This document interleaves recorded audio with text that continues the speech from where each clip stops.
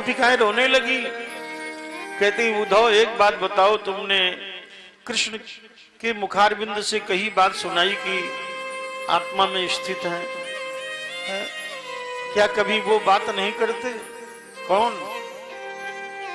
ताह किम निशा स्मरति याशु तदा प्रियाभिर वृंदावने कुमुद कुंद शशांकरम में रेमे क्वणित चरण नूपुर रास गोष्ठ्याम किमस्मादिरीशित मनोज्ञ कथा कदाचित, किमस्माभिरीडित मनोज्ञ कथा कदाचित।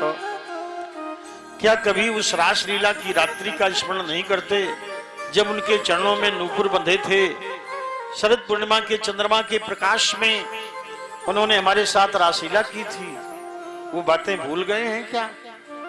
हा नाथ हा रमानाथ ब्रजनाथार्ति नाशन मग्नमुद्धर गोविंद गोकुलम ब्रजनार्णवाद। हा नाथ हा रमानाथ हा ब्रजनाथ। रोने लगी। उद्धव बोले अब तो मैं ब्रज में ही रहूंगा। इतना प्रेम, इतना माधुर्य, इतना लालित्य कहाँ मिलेगा? वैकुंठ में भी ये आनंद नहीं है। मैं तो ब्रज में ही लता पता गुलम वनस्पति कदम वृक्ष बनना चाहता हूँ, पान खग मृग बन जाना चाहता हूँ। आओ गोपिकाओ, तुम्हारे चरणों की धूल अपने मस्तक पर धारण करें। वंदे नंद व्रज स्त्री नाम पादरेणुम अभीक्षणशः याशाम हरि कथोद्गीतम पुनाति बोनत्रयम्। नंदगांव के गोपिकाओं के चरणों की धूल उद्धव ने मस्तक पर धारण की।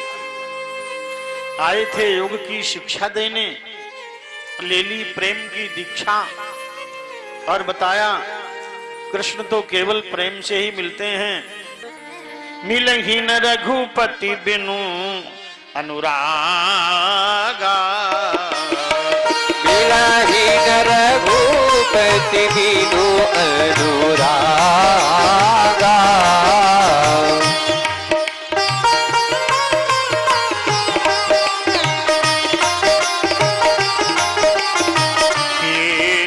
कोटि जप जोग विरागा, ये कोटि जप जोग विरागा।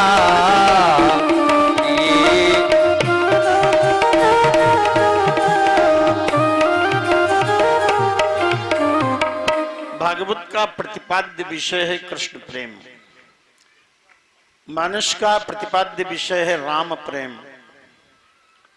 राम प्रेम, कृष्ण प्रेम, प्रेम ही भगवत प्राप्ति का सर्वश्रेष्ठ साधन है।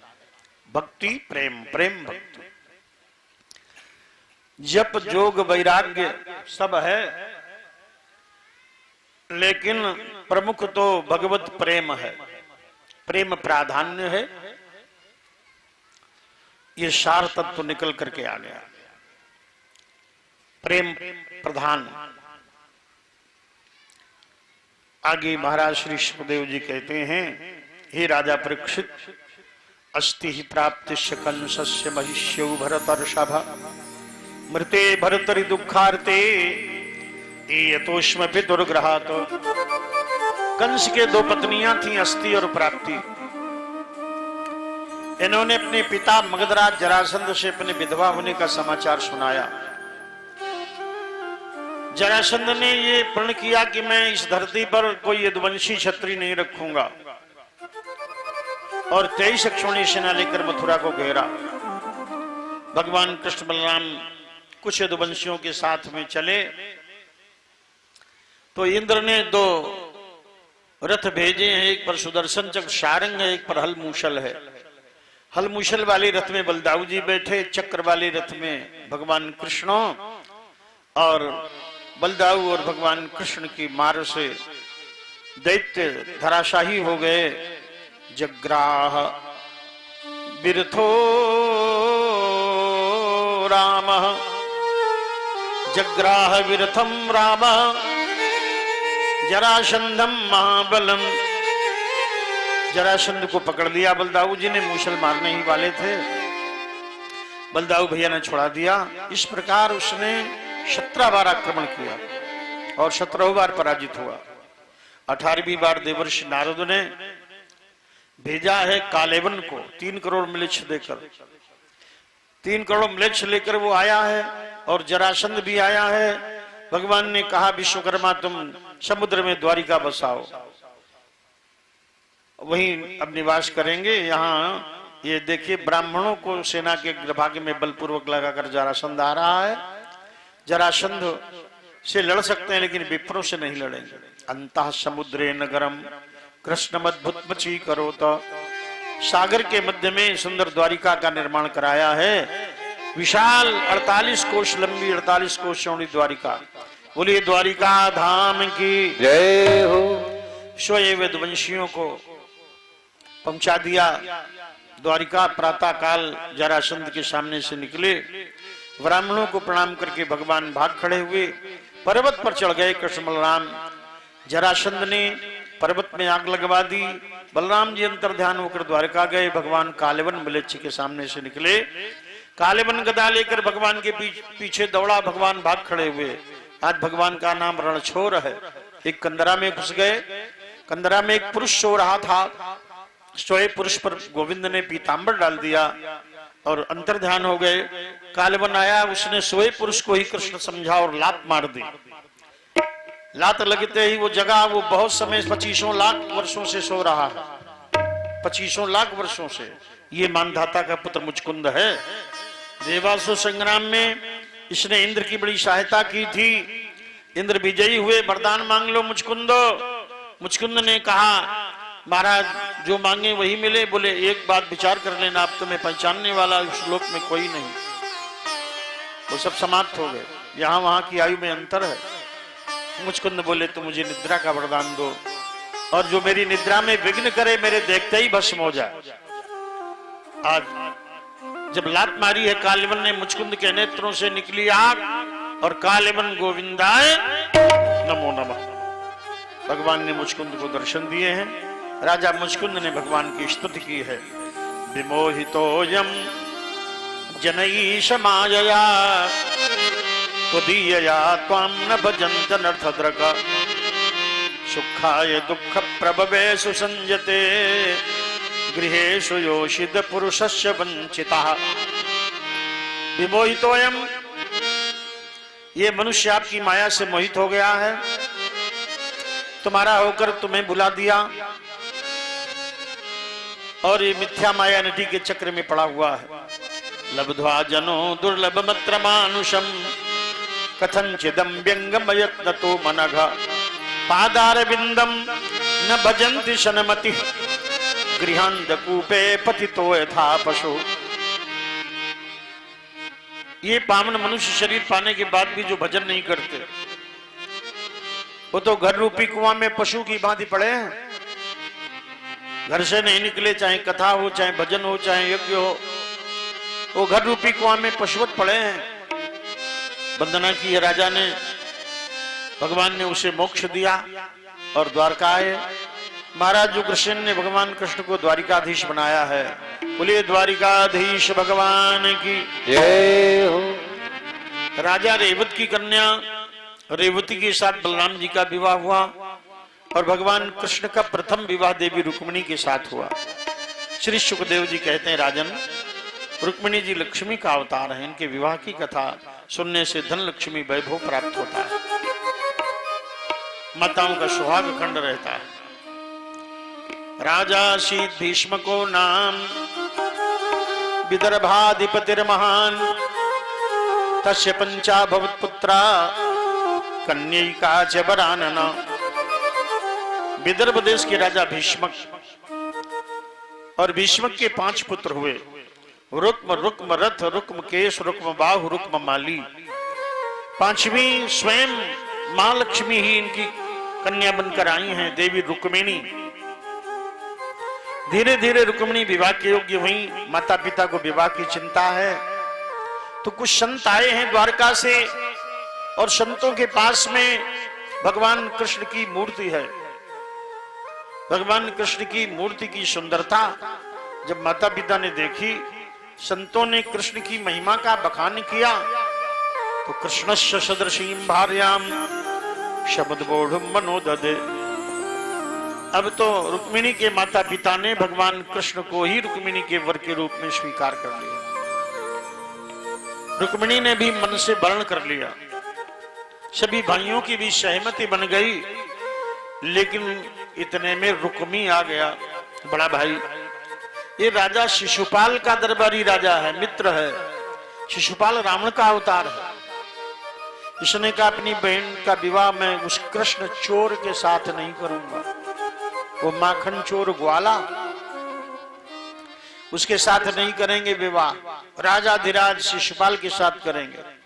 और बलपूर्वक उसने परीक्षा रख दी, फलदान चढ़ा दिया, विवाह की तिथि निश्चित है। देवी रुक्मिणी बड़ी दुखी हैं।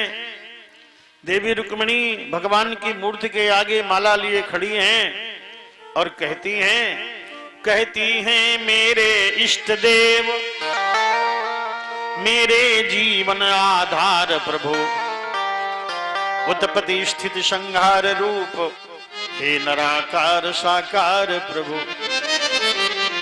अब तलक अनेक कृपाएं की, अब अंतिम और कृपा कर दो, तुम ही मेरे वर बन जाओ, तुम ही मुझको वैसा वर दो। इस द्वारे पर जो आता है वो नहीं लौटने पाता है, कुछ ऐसा नाता बंधता है बस बंधा हुआ रह जाता है। इसलिए नाथ स्वीकार करो निज सेवकिनी की करमाला, नभ पृथ्वी को साक्षी करके पहनाती तुमको वर माला। मूर्ति में माला पहना दी तो सखियां बड़ी दुखी हुई। सखियों ने कहा देवी रुक्मिणी तुम भगवान के पास पत्र भेजो। देवी रुक्मिणी ने पत्र लिखा, अपने कुलाचार्य पुरोहित जी को बुलाया, जैसे करैया पुरोहित हैं ऐसे ही आचार्य जी को बुलाया और कहा आचार्य जी आप चले जाएं द्वारका, और द्वारका जाकर के हमारे भगवान कृष्ण को हमारा पत्र दे दें। पत्र लेकर ब्राह्मण देवता दिन रात यात्रा करते हुए द्वारका पहुंचे। भगवान कृष्ण अपने सिंहासन से उतर पड़े और ब्राह्मण के चरणों में दंडवत की, महल में ले आए, पूजा की, भोजन करवाया। तम भुक्तवंतम विश्रांतम उपगम्य शताम गति, पाणिना विमृशन पादौ अव्यग्रस्तम अपृच्छत। ब्राह्मण को भोजन करवाया और फिर विश्राम करवाया और इसके बाद गए ब्राह्मण देवता के चरण दाबने लगे भगवान।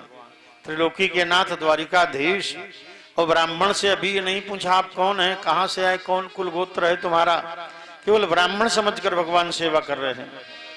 ऐसा आदर ब्राह्मणों का है भगवान की दृष्टि में। कहा हे ब्राह्मण देवता क्वचित द्विजवर श्रेष्ठ धर्मम ते वृद्ध सम्मता, तुम्हारा धर्म ठीक से निर्वाह हो रहा है, तुम्हें कोई तकलीफ तो नहीं है, बताओ क्या सेवा करें। समय देखकर ब्राह्मण देवता ने देवी रुक्मिणी का पत्र भगवान कृष्ण को दे दिया। देवी रुक्मिणी ने लिखा है, रुक्मिणी जी ने विचार किया मैं भगवान कृष्ण को मैंने देखा नहीं, उन्होंने हमें देखा नहीं, हमारा उनका कोई संबंध भी बना नहीं, अब हम क्या उनको संबोधन में लिखें। प्रियतम लिख नहीं सकती, नाथ लिख नहीं सकती, तो क्या लिखें हम उन्हें। द्वारकाधीश लिखना ठीक नहीं रहेगा, क्या लिखें। तो देवी रुक्मिणी ने लिखा हे भुवन सुंदर, हे भुवन सुंदर, तीनों लोकों में सबसे सुंदर।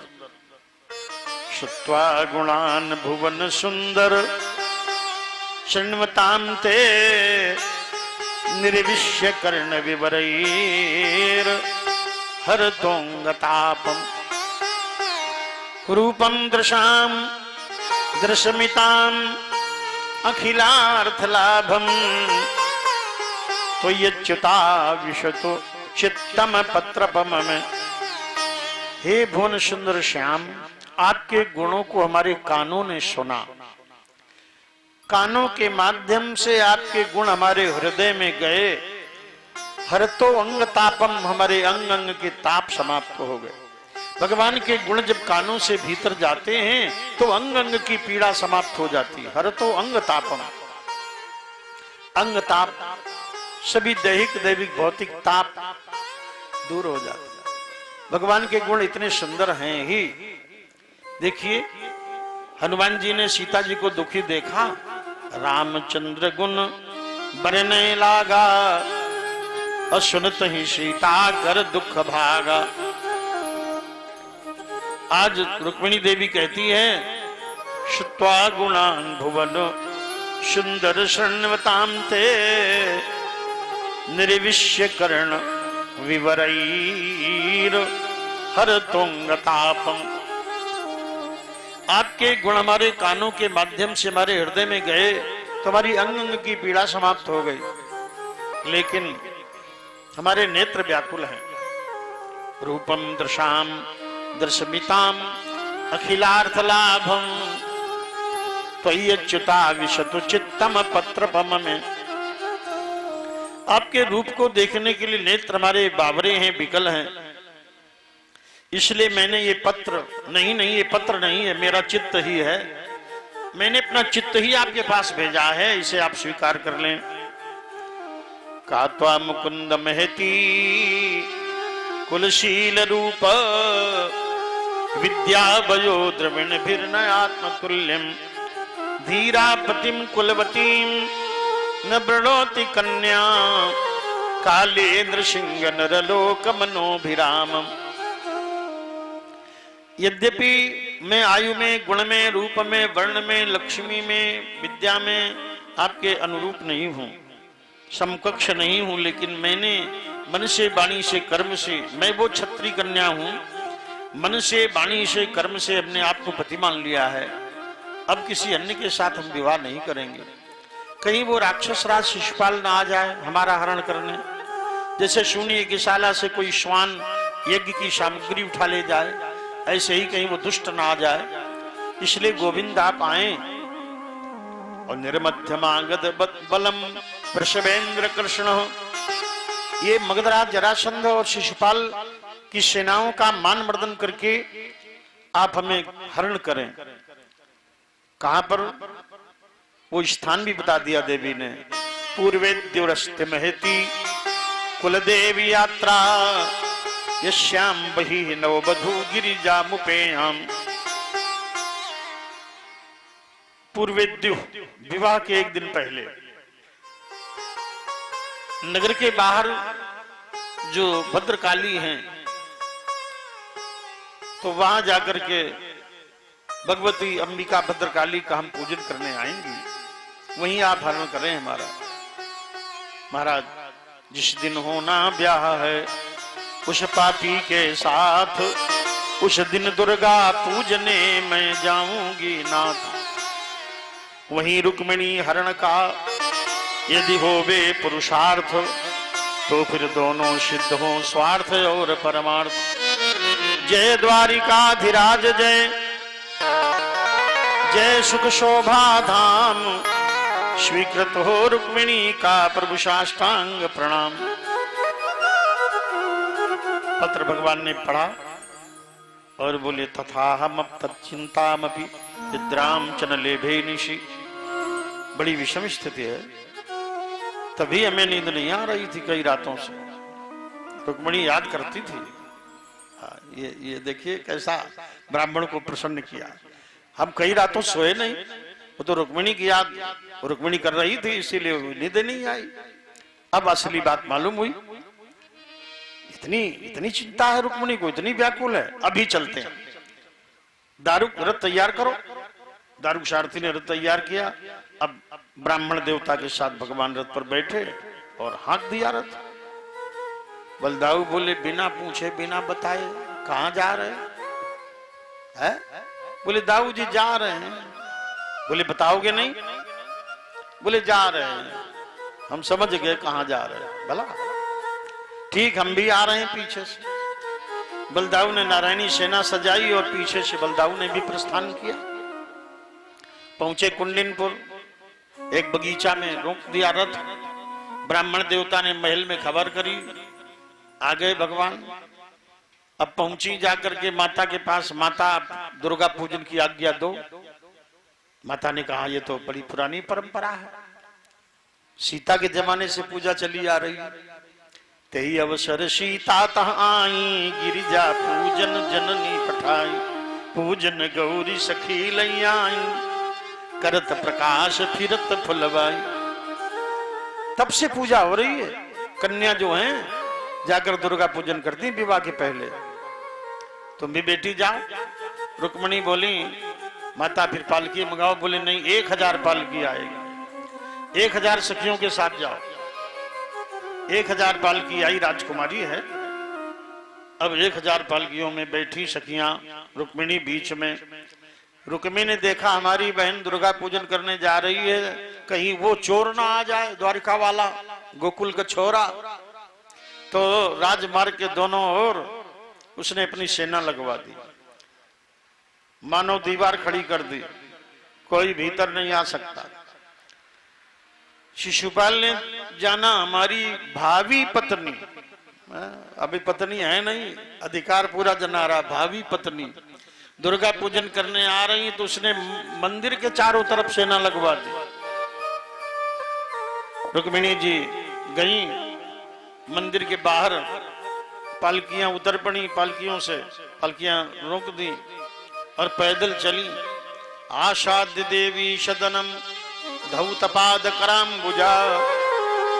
माता के मंदिर में गई, हाथ पैर धोए, आचमन किया और फिर माता भद्रकाली दुर्गा, मां भगवती अंबिका का पूजन किया। धूप दीप अक्षत आरती नैवेद्य नाना प्रकार से तांबुल पुंगी फल पुष्पहारों से विधिवत पूजन किया और माता से प्रार्थना की। नमस्ये त्वाम अंबिके वीक्षणम श्वसंतानयुताम शिवाम भूयात पतिर्मे भगवान कृष्णस्तदनुमोदताम। हे माता अंबिका, हम आपकी वंदना आपके पति भगवान भोलेनाथ, आपके पुत्र गजानन और खड़ानन के समेत करती हैं। नंद नंदन भगवान कृष्ण, योगेश्वर भगवान कृष्ण हमारे पति हों। वंदना की, आप सब लोग वंदना करो, सब लोग वंदना करें, एकाग्र हों। तभी बार बार कहते हैं एकाग्रता अनिवार्य है। वंदना करो। जय जय जय गिरिराज किशोरी, जय जय जय गिरिराज किशोरी, जय जय जय। करताल बजाइए सब लोग माता की, माता की वंदना करें। जय जय जय गिरिराज किशोरी, जय जय जय गिरिराज किशोरी, जय महेश मुख चंद्र चकोरी, जय महेश मुख चंद्र चकोरी, जय गज बदन खडानन माता, जय गज बदन खड़ानन माता, जगत जननी दामिनी दुतिगा, जगत जननी दामिनी दुतिगाता।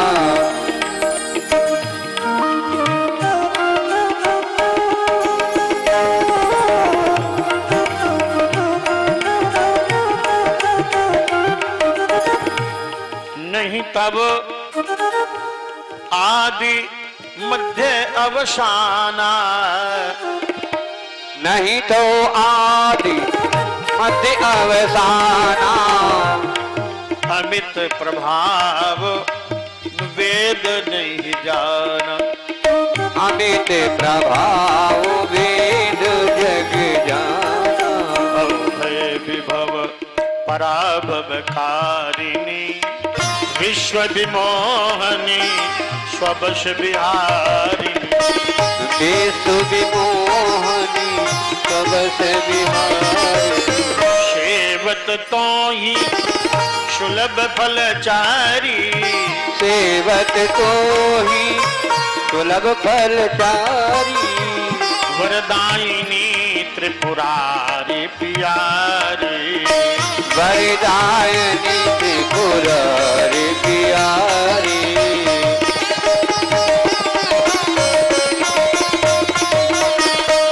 और मनोरथ जानहु नीके मोर मनोरथ जानहु नीके बसहु सदा उरपुर सबही के बसहु सदा उरपुर सबही के बसहु सदा उरपुर सबही के बसहु सदा उरपुर सबही के देवी पूजी पद कमल तुम्हारे देवी पूजी पद कमल तुम्हारे सुर नर मुनि सब होहि सुखारे सुर नर मुनि सब होई सुखारे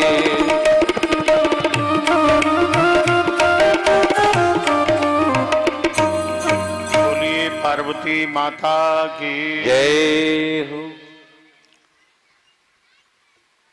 तो अब इस प्रकार माता की वंदना कर रहे थे। सभी भाव में भरे हुए सखी मंडल, सखियां, देवी रुक्मणी, इतने में भगवान सशंख चक्र गदा पद्म धारण किए हुए आज मंदिर में प्रवेश हुए। रुक्मिणी ने जब दूर से आते देखे नाथ, बोली सखियो घर चलो, नमा नमा कर माथ। इतने में भगवान आ गए। देवी रुक्मिणी ने सुंदर माला जो हाथ में लिए थी वो भगवान कृष्ण के कंठ में अर्पण कर दिया। बोलिए रुक्मिणी कृष्ण भगवान की जय हो। और देवी रुक्मिणी का कर कमल भगवान ने अपने कर कमलों में ले लिया। तामराज कन्याम रथमारुरुक्षतीम जहार कृष्णो द्विशताम समीक्षिताम रथम समारोप्य सुपर्ण लक्षणम राजन चक्रे परिभूय माधव। रथ पर बैठाला, काले काले बादलों को जैसे बिजली चीर दे चमक जाए, ऐसे राक्षसों की सेना के मध्य से बड़ी फुर्ती से भगवान ने रथ पर बैठा लिया और शंख ध्वनि की। राक्षस दौड़कर गए, शिशुपाल से कहा महाराज आपकी भाभी पत्नी का हरण हो गया। किसने किया? बोले द्वारकाधीश ने। मारे क्रोध के उसने अपना मौर तोड़ डाला, पगिया नोच डाली, कंगन तोड़ डाला। आया शिशुपाल जरासंध के साथ सेना लेकर भगवान को घेर लिया। देवी रुक्मिणी कांपी। भगवान बोले देवी तुमने हमारे हाथों से चोरी का कार्य देखा, अब युद्ध कौशल देखो। चक्र उठाया, राक्षसों पर फेंक दिया। कट कट करके राक्षस गिरने लगे। पीछे से बलदाऊ भैया आ गए। वो हल्की नोक में हजारों राक्षसों को खींच लेते हैं, मूसल से कूट देते हैं। अब तो राक्षस मरणासन मृत्यु प्राय भागने लगे। भगवान विजयी हुए। गणध्वज लहराते हुए भगवान चले तो रुक्मिणी के बड़े भाई रुक्मी ने रास्ता रोका और भगवान के मस्तक में 3 बाण मार दिए। भगवान ने उसका सारथी, उसका रथ, उसके अश्व सब नष्ट कर दिए। तलवार लेकर मारने दौड़े तो देवी रुक्मिणी ने हाथ पकड़ लिया, महाराज हमारा भाई है, आप क्षमा कर दें। भगवान ने उसे वस्त्र में बांधकर रथ में बांधा और घसीटा तो बलदाऊ जी ने छुड़ा दिया।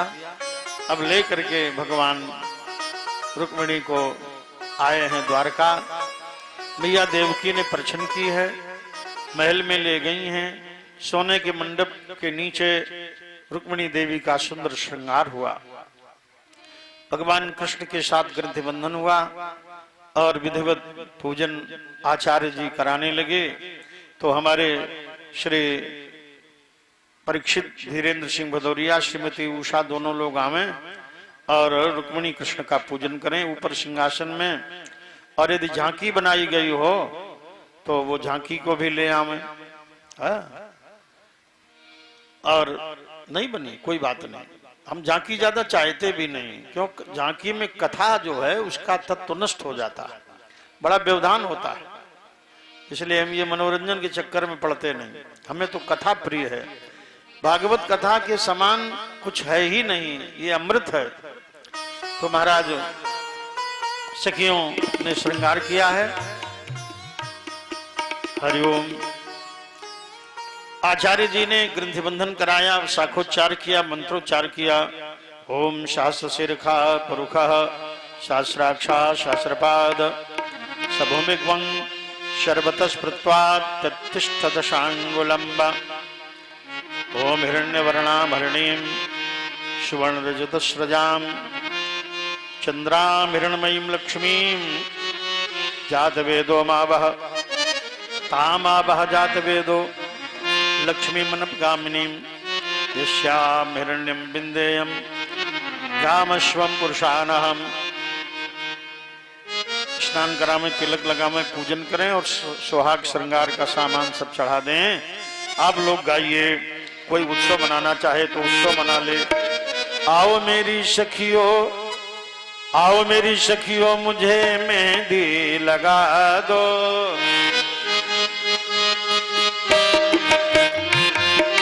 मुझे श्याम सुंदर की दुल्हन बना दो। मुझे श्याम सुंदर की दुल्हन बना दो। आओ मेरी सखियों, आओ मेरी सखियों, मुझे मेहंदी लगा दो। आओ मेरी सखियों, मुझे मेहंदी लगा दो। मुझे श्याम सुंदर की दुल्हन बना दो। मुझे श्याम सुंदर की दुल्हन बना दो।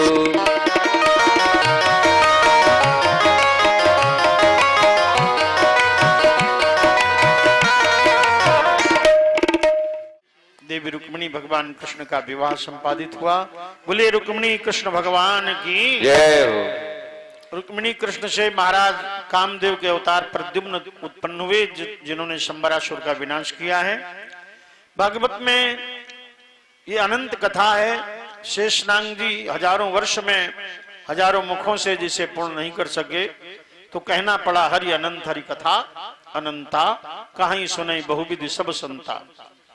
तो भक्तों, दूसरा विवाह जामुन की कन्या जामुनती से, तीसरा विवाह शत्राजित की कन्या सत्यभामा से, चौथा विवाह सूर्यपुत्री जमुना कालिंदी से, पांचवा मित्र विंदा से, छठवां नागजीती से, सातवां विवाह सत्या भद्रा से, आठवां लक्ष्मणा से।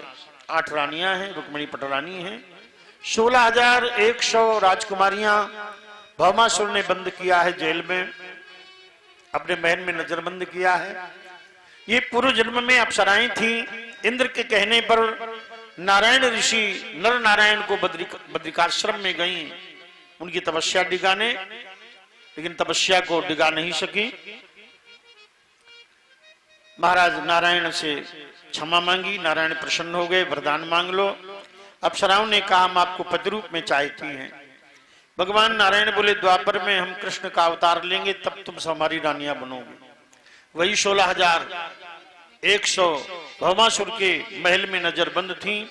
भगवान ने भौमासुर का वध करके वो 16,100 को ले आए, उनके साथ विवाह संपादित हुआ।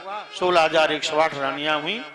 एक सस्ता कृष्ण से पुत्रान 10 बला अजी जनत नौमान पितु सर्वात्म संपदा। प्रत्येक रानी के 10 पुत्र हुए। ये हरिवंश आगे बढ़ा। जो हरिवंश सुनते उनका वंश नष्ट नहीं होता। शाम्ब, प्रद्युम्न, चारु, भानु, गदादि भगवान के पुत्र एक बार एक उपवन में गेंद खेलने गए। एक दो पवनम राजन जगमुर यदु कुमार का बिहर तुम शाम्ब प्रद्युम्न चारु भानु गदादया। एक बार भगवान कृष्ण के पुत्र शाम चारु भानु गद प्रद्युम्नादि उपवन में गेंद खेल रहे। बड़ी सुंदर कथा, बड़े ध्यान से सुने। तो उपवन में गेंद खेल रहे थे, उसी समय इनका गेंद एक जल रहित कुआं में जाकर गिरा। तो इन्होंने झांक कर के कुआं में देखा तो एक पर्वताकार गिरगिट बैठा था। गिरगिट भगवान के पास आए, भगवान ने दाहिने हाथ से गिरगिट को छुआ। शौतम श्लोक कराभिमृष्टो विहाय सद्यः कृकलाश रूपम संतप्त चामी करचारु वर्ण स्वर्गद्भुतालंकरणांबर श्रक। भगवान के स्पर्श मात्र से वो गिरगिट देवता हो गया, दिव्य रत्नों से सुशोभित हो गया, मुकुट धारण कर लिया। भगवान बोले तुम कौन हो? उसने कहा महाराज आप तो अंतर्यामी हैं, फिर भी आप पूछ रहे हैं तो हम बता रहे हैं। नृगो नाम नरेंद्रो हम इक्ष्वाकुतनयः प्रभो दानिश्याख्या यमानेषु यदि ते कर्णमस्पृशम्। मैं राजा नृग हूं, इक्ष्वाकु का भाई हूं। इक्ष्वाकु तनया, तनया करते हैं भाई, इस वंशज से है। तो कहा हम उनके भाई हैं। मैंने इतनी गायों का दान किया जितने धरती में मिट्टी के कण, जितनी वर्षा की बूंदें और जितने तारे, इतनी गायों का हमने दान किया। एक बार मेरे द्वारा दान की हुई गाय ब्राह्मण के खूंटा से छूट करके मेरे गौशाला में आ गई। वही गाय मैंने दूसरे ब्राह्मण को दान कर दी। इतने में पहला वाला ब्राह्मण गाय ढूंढता हुआ आया, बोला ये गाय तो हमारी है, कल आपने हमें दान की थी।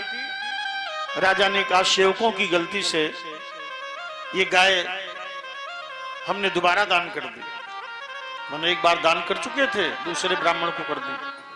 अब एक व्यक्ति मेरे ये गाय ले लो, दूसरा मेरे गौशाला से अच्छी गाय ले लो। बोले नहीं यही गाय लेंगे। बोले नहीं महाराज 1000 गम्मे ले लो बदले में, प्रसन्न हो जाओ। वो बोले हम नहीं यही गाय लेंगे। बोले 1 लाख गम्मे ले लो। बोले यही गाय लेंगे। 1 करोड़ ले जाओ, एक व्यक्ति 1 ले लो, दूसरा 1 करोड़ ले लो। बोले यही लेंगे। अब एक गाय को 2 में कैसे बांटे? ब्राह्मण नाराज होकर चले गए। राजा नृग मरणोपरांत भगवान के यहां गए। भगवान बोले राजा नृग तुमने बहुत दान पुण्य किया है, तुम्हें वैकुंठ मिलेगा, लेकिन ब्राह्मण आचार्य तुम्हारे द्वारे से नाराज चले गए हैं, इसलिए तुम्हें कुछ समय के लिए गिरगिट बनना पड़ेगा। बोलो पहले बनोगे कि बाद में? बोले महाराज पहले बना दो। गिरगिट की योनि राजा नृग को प्राप्त हो गई, लेकिन इतना उसने दान किया था, पुण्य किया था, आज भगवान का उसे दर्शन हुआ और भगवान के हाथों से स्पर्श पाकर वैकुंठ चला गया। बोलो वृंदावन बिहारी लाल की जय हो। युधिष्ठिर ने राजस्व यज्ञ किया और राजस्व यज्ञ में उसने सब ऋषियों को बुलाया। बड़े बड़े संत महात्मा एकत्र हैं। अग्र पूजा में व्यवधान करने वाले शिशुपाल का छुरांत चक्र से संहार करके भगवान ने भूभारण किया है। बड़ी सुंदर सभा लगी हुई है। पांडवों की बैठे हैं भगवान कृष्ण, द्रौपदी, पांडव।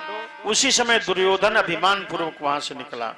परीक्षित जी वहां एक ऐसी जगह मैदानों ने बनाई थी माया में कि जल के स्थान पर थल और थल के स्थान पर जल का भ्रम हो जाता था।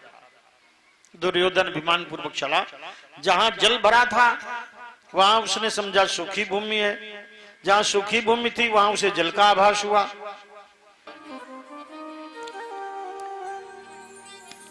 अब तो जहां सूखी भूमि थी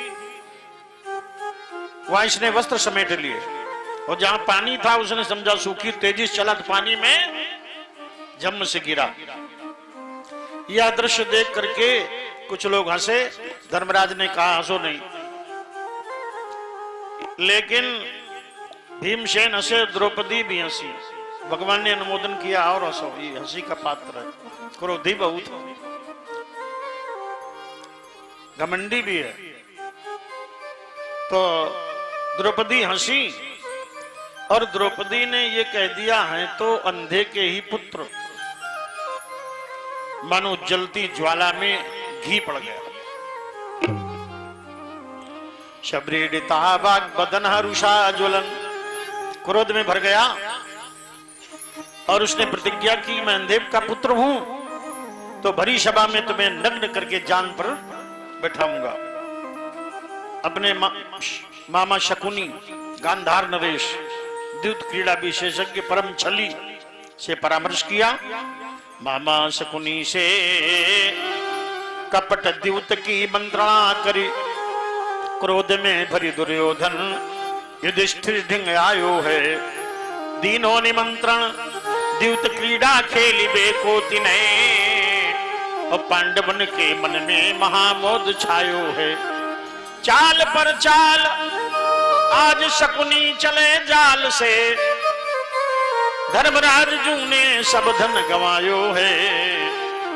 हारी राजपाट सैन साहिबी सब हारी गए। अंत में मामा शकुनी से कपट द्यूत की मंत्रणा करी, क्रोध में भरी दुर्योधन युधिष्ठिर ढिंग आयो है। दीनों निमंत्रण द्यूत क्रीड़ा खेलिबे को तिन्हें, पांडवन के मन में महामोद छायो है। चाल पर चाल आज शकुनी चले जाल से, धर्मराज जू ने सब धन गंवायो है। हारी राजपाट सैन साहिबी सब हारी गए। अंत में द्रुपद दुलारी को दांव पर लगायो है। द्रौपदी को दांव पर लगा दिया युधिष्ठिर जी ने। जुआ में कलयुग होता है, ज्ञान शून्य हो गए और दैवी बस आज लगा दिया द्रौपदी को दांव पर। द्रुपद दुलारी को हूं हारी गए धर्मराज, तब तो दुर्योधन ने बहन ये उचारो है। सुनो दुशासन भ्रात आज ये मेरी बात, किन्हों कठिन प्रणयत ही करारो है। नग्न द्रौपदी करी पूरी सभा के बीच, जंघा पर बिठाऊं ऐसो कठिन प्रण हमारो है। सुन के बहन दुशासन प्रस्थान कियो, और द्रौपदी के महल बीच जाए पगुधारो है। द्रौपदी रजस्वला थी, एक ही वस्त्र में बैठी थी। पापी दुशासन ने द्रौपदी देवी के केश पकड़ लिए, खींच करके सभा में ले आया। द्रौपदी को अपने पतियों पर बड़ा गर्व था। पांचों पति सर झुकाए बैठे हैं। द्रौपदी ने जाना ये कपट जुआ में सब हार गए। दुर्योधन ने कहा इसे नग्न कर दो, जांग पर बैठा लेंगे।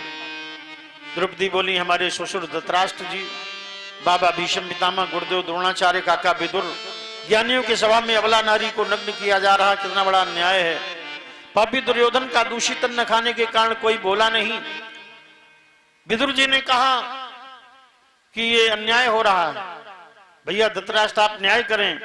दुर्योधन ने डांट दिया, मौन हो जाओ, मेरे अन्न से पलने वाले श्वान के समान विदुर शांत हो जाओ। अब तो दुशासन आगे बढ़ा, कर्णादि ने उपहास किया। तब तो महाराज भीमसेन उठकर खड़े हो गए और बोले भैया धर्मराज हमें आज्ञा दो। चंचद भुज भ्रमित चंड गदाभिघात, संचूर्णितो रुजुगुलस्य सुयोधनस्य, स्त्यानापविद्ध घन शोणित शोण पाणी, वृत्तं शयिष्यति कचांसि तव देवी भीमः। भैया धर्मराज में आज्ञा दो, अपनी गदा के आघात से मैं दुर्योधन की दोनों जांघें तोड़ूंगा। धर्मराज बोले भीम हम तुम्हारा बल जानते हैं, लेकिन आज हम हार गए हैं, समय की प्रतीक्षा करो। लहू का घूंट पीकर बरकोदर भीम बैठ गए और दुष्ट दुशासन ने देवी का चीर पकड़ लिया। द्वारकानाथ चौंक गए। रुक्मिणी बोली भगवान क्या बात है? कहा मेरी बहन की लाज जा रही है। कहा बचाओ महाराज रक्षा करो। बोले अभी देवी ने साड़ी दांतों से दाब रखी है, निज बल का आश्रय लिया है, मेरा स्मरण नहीं कर रही। तो आज देवी रुक्मिणी को भगवान की याद आ गई, स्मरण आया, दांतों से साड़ी छोड़ दी, दोनों हाथ उठा दिए। एनो धृता वसुमती सलिले निमग्ना नग्ना च पांडव बधू स्थगिता दुकूलये सम्मोचितो जलचरस्य मुखात् गजेन्द्रम् दृग्गोचरो भवतु वेद्य सदेन बंधु। जिन्होंने रसातल में डूबी हुई धरती का उद्धार किया था, बारह बनकर डूबते हुए गजराज को जिन्होंने बचा लिया था, आज भैया कन्हैया मेरी लाज बचाओ। दो हाथ ऊंचे करी आज पांचाली कहे, भैया बूढ़ो भयो बाहन या सुदर्शन बेच डारो है।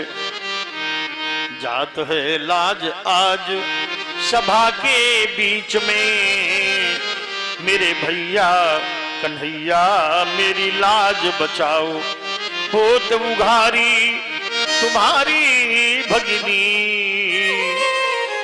करुणा सागर करुणा दिखलाओ।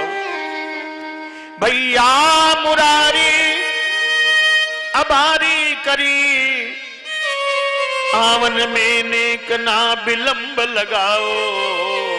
हे ब्रजचंद्र हे ब्रजचंद्र हरो दुख द्वंद्व, हमारी बेर अबेर ना लाओ।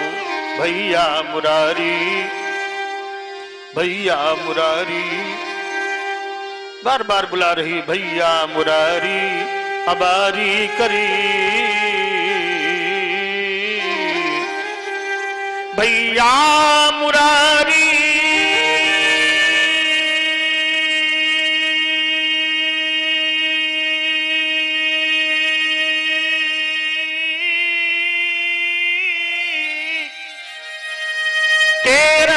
पहुंची द्वारिका के महल बीच, खेलत पंसा सारी गिरधारी चौंकी गए। और द्रुपद दुलारी की निहारी जब भीषण पीर,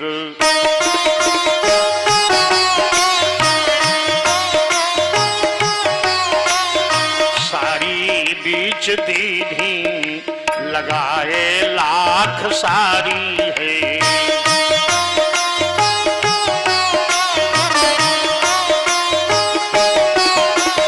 नीली हरी पीली जाफो रानी मुल्तानी लाल,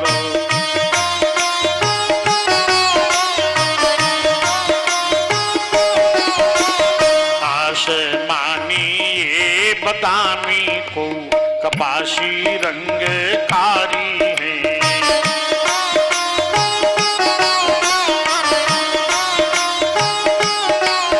अब घेर के ढेर आज लागे हैं सभा के बीच,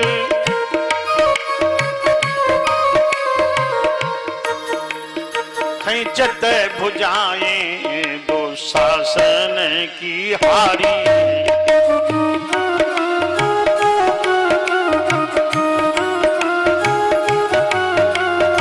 सब ही पुकारी रहे आज ये सभा के बीच,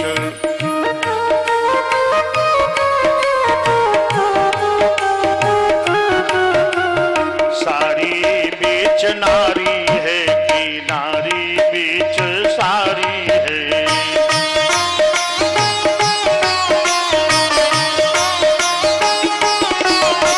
ये सारी ही की नारी है कि नारी ही की सारी है।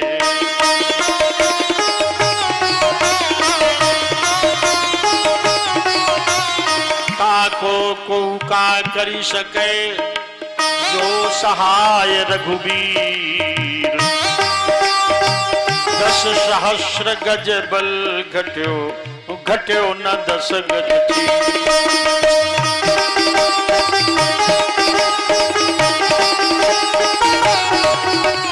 10 सहस्र गज बल घट्यो घट्यो न 10 गज थी।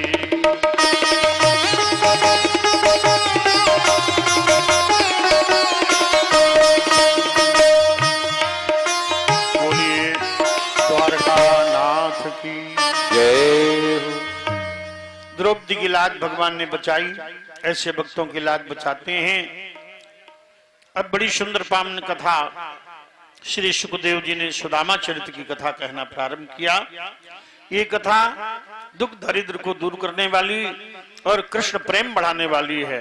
आप सुने।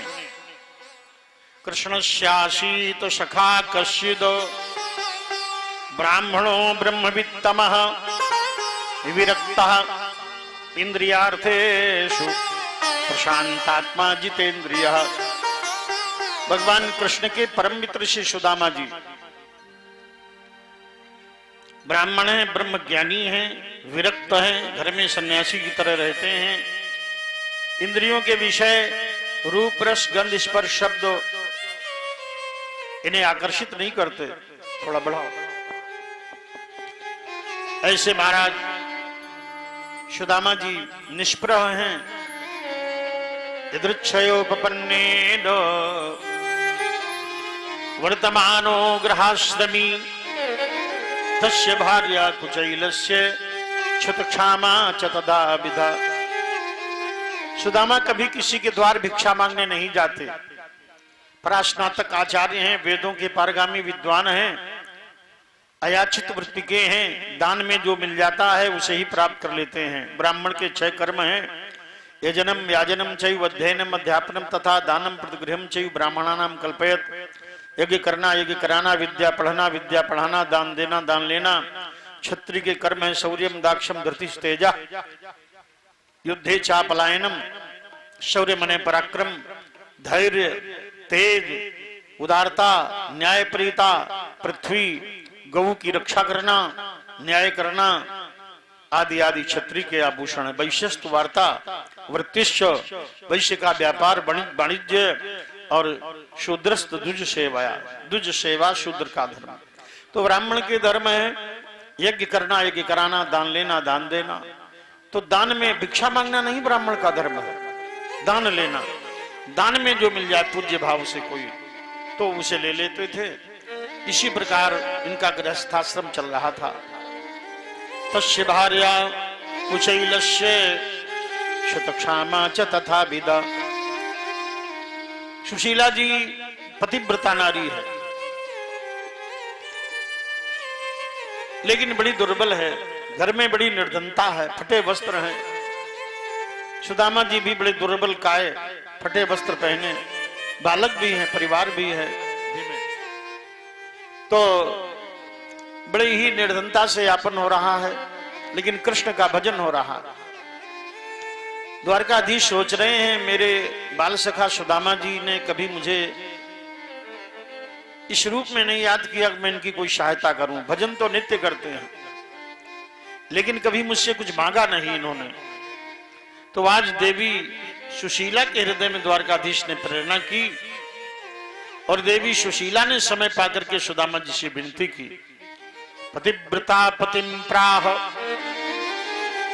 मलायता वदनेन सा दरिद्राशीदमानाशा वेपमानाभिगम्य च। पतिव्रता पतिम प्राह। पतिव्रता देवी सुशीला ने सुदामा जी से निवेदन किया, ननु ब्रह्मन् भगवतः सखा साक्षात् श्रियापतिः ब्रह्मण्यस्य शरण्यस्य भगवान सात्वतर्षभ। भगवान लक्ष्मीपति हैं, आप उनके पास अवश्य चले जाएं। वो संतों और ब्राह्मणों के बड़े हितैषी हैं, आप वहां जाओ, आप अवश्य जाएं। तमुपैहि महाभाग साधूनां च परायणं दास्यति द्रविणं भूरिषि दिने ते कुटुंबिने।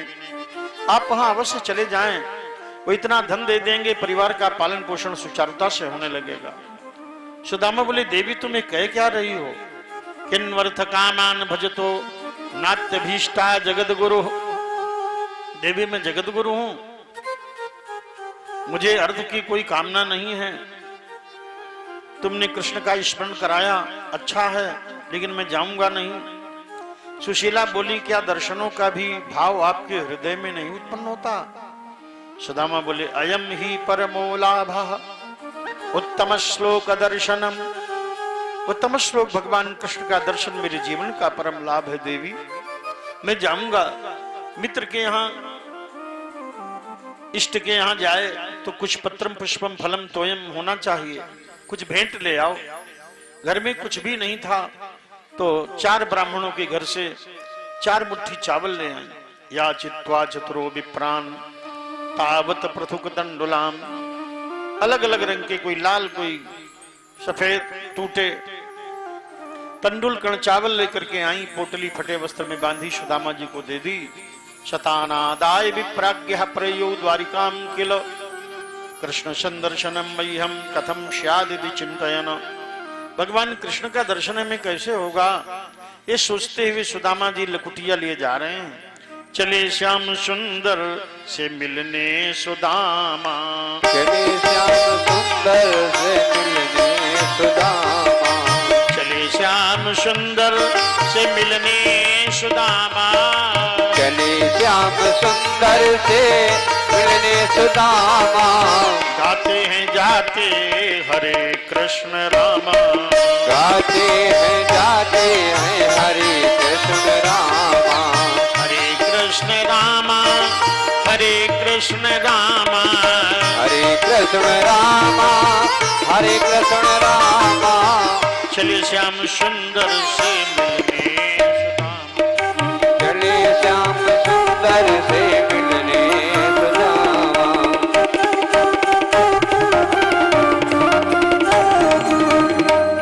हरे कृष्ण रामा, हरे कृष्ण रामा, हरे कृष्ण रामा, हरे कृष्ण रामा। चले श्याम सुंदर से मिलने, चले श्याम सुंदर से मिलने सुदामा।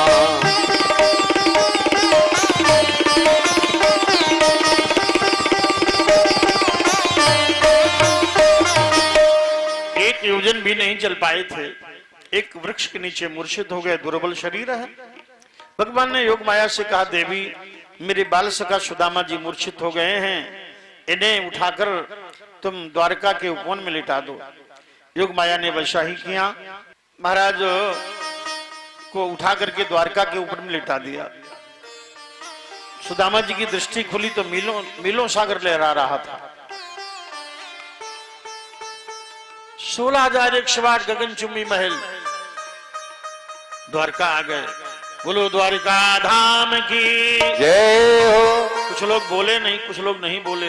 जो बोले जय उसके पाप क्षय, और जो न बोले जय पाप उसके ऊपर है। इसलिए जय सब लोग बोलो।